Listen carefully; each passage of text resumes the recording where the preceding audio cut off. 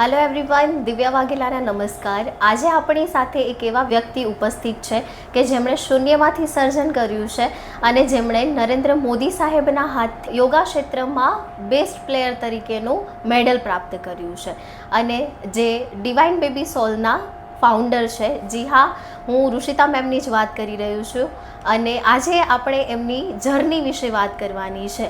તો ચાલો જાણીએ કે એક લીડર કેવી રીતે સિદ્ધિ પ્રાપ્ત કરે છે. Thank you so much madam. You welcome. આજે તમારા બિઝી શેડ્યુલમાંથી અમારા માટે ટાઈમ કાઢીને અહીંયા આવવા માટે. મારો ફર્સ્ટ ક્વેશ્ચન તમને એ હતો કે તમે ક્યારે વિચાર્યું હતું કે તમે અહીંયા સુધી પહોંચશો, ત્યારે તમારા વિચારો શું હતા, અથવા તો તમે એવું ક્યારે વિચાર્યું હતું કે હજુ તમારે ક્યાં સુધી પહોંચવું છે? તમે એ ડિટેલ્સમાં જણાવી શકો? જ્યારે શરૂઆત કરી ત્યારે વિચાર તો હતો કે આપણે અમુક માતાઓ સુધી પહોંચી, પરિવાર સુધી પહોંચી અને આજે અમારું મિશન છે કે હર ઘરમાં એક શ્રેષ્ઠ સંતાનની પ્રાપ્તિ થાય. પરંતુ એવું અમે ક્યારેય ઇમેજિન પણ નહોતું કર્યું કે અમને લાખો પરિવાર અને લાખો કપલનો સપોર્ટ મળશે અને અમારી મતલબ કહેવાય કે જે જર્ની છે કે જે મહેનત છે ને એટલી બિરદાવી લેવામાં આવશે. સાચી વાત છે. અને એક વસ્તુ હું તમને જણાવું તો ભગવાન એ લોકોને જ સપોર્ટ કરતા હોય કે જે લોકોનો ઈરાદો ક્લિયર હોય અથવા તો જે લોકોનું વિઝન મિશન ક્લિયર હોય. ડેફિનેટલી કુદરતની શક્તિઓનો આમ કહેવા જઈએ તો અનવિઝિબલ જે સ્ટ્રેન્થ છે એનો સપોર્ટ મને ખૂબ મળ્યો એવું મને અંદરથી ફીલ થાય છે અને ઘણા સારા લોકો મારી જર્નીમાં સપોર્ટ માટે આગળ આવ્યા. એના માટે પણ હર પલ માટે હું ગ્રેટફુલ છું. રાઈટ. અને એ ગ્રેટફુલ રહેવું એ જ આપણને આગળ લઈ જતું ડેફિનેટલી હોય છે, રાઈટ.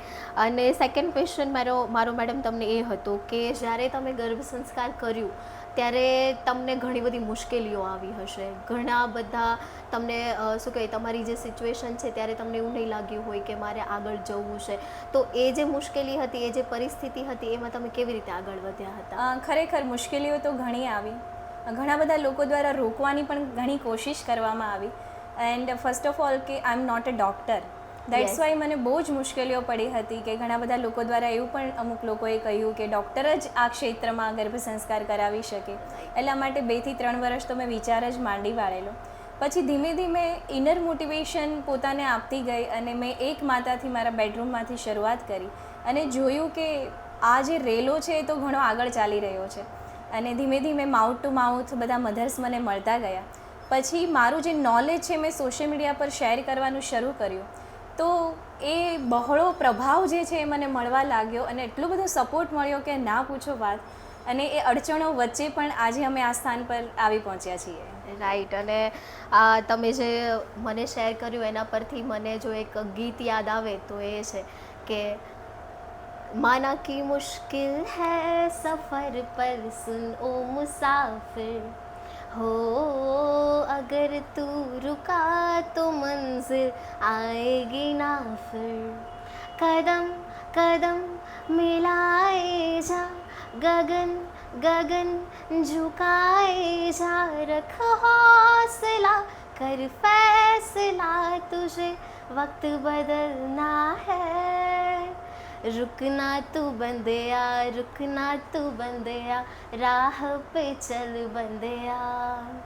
એટલે આ જે લાઈન જે છે એ તમારા શું કહે એકદમ તમને ટચ થાય છે. એક મને એક શેર હતો યાદ જે મતલબ હું તમને સંભળાવવા માંગીશ, જે હંમેશા એનાથી મોટિવેટ થતી હતી કે અમને નાખો જિંદગીની આગમાં, આગને પણ ફેરવીશું બાગમાં, સર કરીશું આખરે સો મોરચા, મોતને પણ આવવા દો લાગમાં. ક્યા વાત, ક્યા વાત.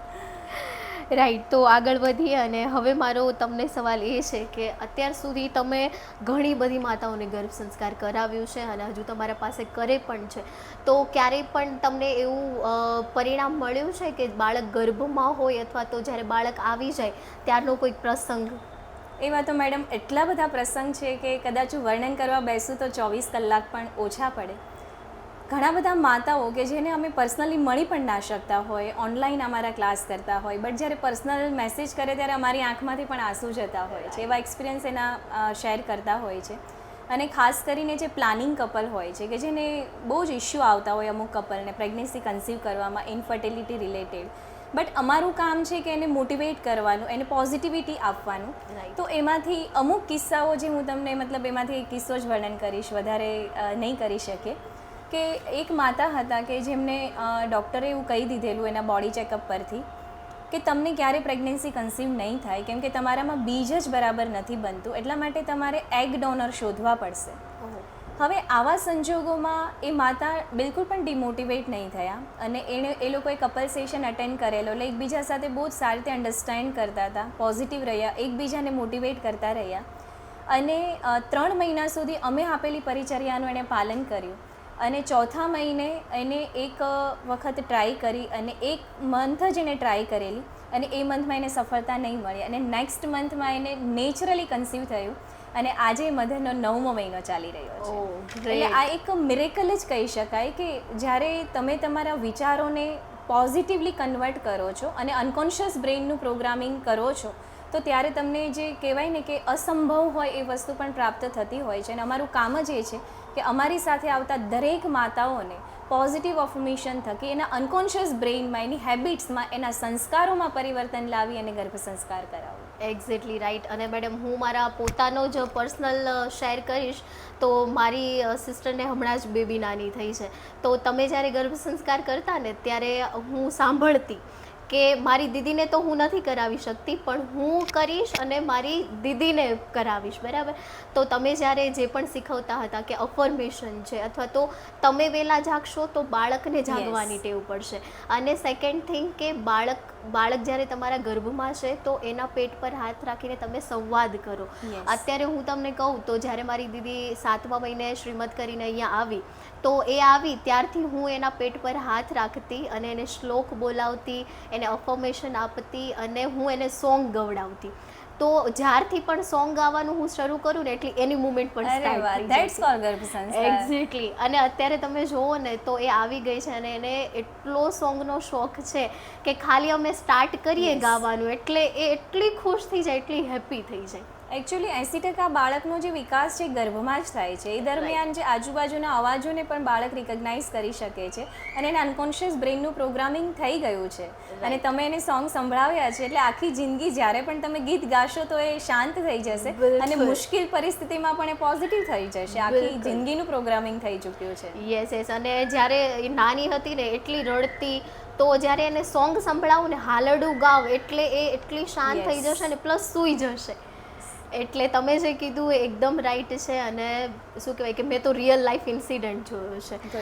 અને અંતમાં મેડમ મારે તમને છેલ્લો ક્વેશ્ચન એ જ પૂછવો છે કે તમે જેટલી પણ માતા છે કે જે લોકો પ્રેગ્નન્સી પ્લાન કરે છે અથવા તો જે લોકોને પ્રેગ્નન્સી છે એ લોકોને ગર્ભ સંસ્કાર કરવું જોઈએ અથવા તો એ લોકો ગર્ભ સંસ્કાર કરે તો એને કયા કયા બેનિફિટ મળી શકે? ડેફિનેટલી ગર્ભ સંસ્કાર તો હરેક માતાઓએ કરવું જોઈએ.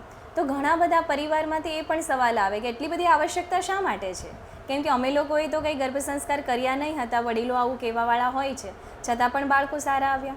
પણ જે પહેલાંના જમાનાની વાત કરીએ તો મોટાભાગે સંયુક્ત પરિવાર હતા અને એવા સંજોગોમાં ઇનડાયરેક્ટલી ગર્ભ સંસ્કાર થઈ જતા કેમ કે મર્યાદાનું પાલન કરવામાં આવતું, ઘરનું કામ જાતે જ કરતા એટલે બોડી ફિટ રહેતું, કોઈ પણ જાતના કોન્સ્ટિપેશન રિલેટેડ કોઈ ડિસીઝ છે કે અન્ય કોઈ ડિસીઝ થતા નહીં હતા.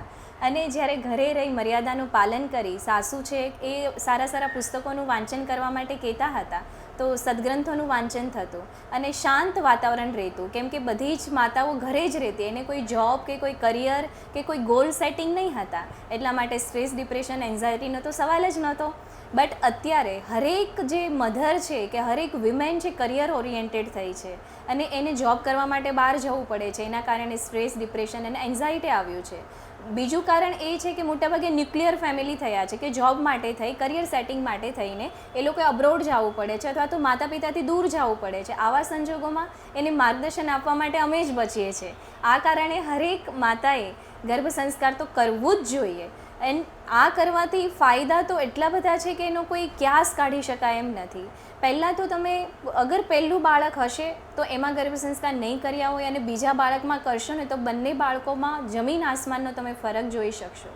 આવનારું બાળક શાંત થશે, એનામાં કહેવાય ને કે 100 બાળકોમાં પણ તમારું બાળક અલગ તરી આવે એવી પ્રતિભા એનામાં જોવા મળશે અને બાળકની મતલબ ઇન્ટેલિજન્સી જુઓ, આધ્યાત્મિકતા પ્રત્યેની રુચિ જુઓ, ઇમોશનલ બોન્ડિંગ ફેમિલી સાથેનું જુઓ કે પછી કહેવાય કે સમાજ પ્રત્યેનો વ્યવહાર જુઓ ખૂબ જ અવ્વલ થાય તેવી 100% શક્યતાઓ રહેલી છે. એટલે દરેક ફેમિલીમાં ગર્ભ સંસ્કાર તો થવા જ જોઈએ. અને આ ફક્ત માતા રિલેટેડ સબ્જેક્ટ નથી, કેમ કે બાળક ફક્ત એક માતાનું નથી, આવનારું બાળક એ પરિવારનું બાળક છે અને આ સમાજનું બાળક છે. એટલે બધાને એક જ સંદેશો આપીશ કે બહારની પરિસ્થિતિ ભલે ગમે તેવી હોય, પણ જે પ્રેગ્નન્ટ મધર છે એની મનસ્થિતિમાં કોઈ ફરક ના પડે એટલા માટે ગર્ભ સંસ્કાર કરવા જોઈએ.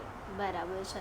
Thank you so much madam. અને welcome. મારે છેલ્લે જો કેવું હોય તો એક પંક્તિ છે કે જનની જન તો ભગત જણજે કાદા તાકા શૂર, નહીં તો રેજે તું વાંજણી મતરે ગુમાવીશ તારું નૂર.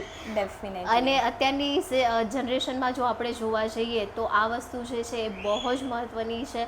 અને મેડમે જેટલું પણ આપણને અહીંયાથી નોલેજ આપ્યું છે એ અમે અમારી લાઈફમાં પણ ઇમ્પ્લિમેન્ટ કરીશું અને જેટલા લોકોને જરૂરી છે એ બધાને જ પાસ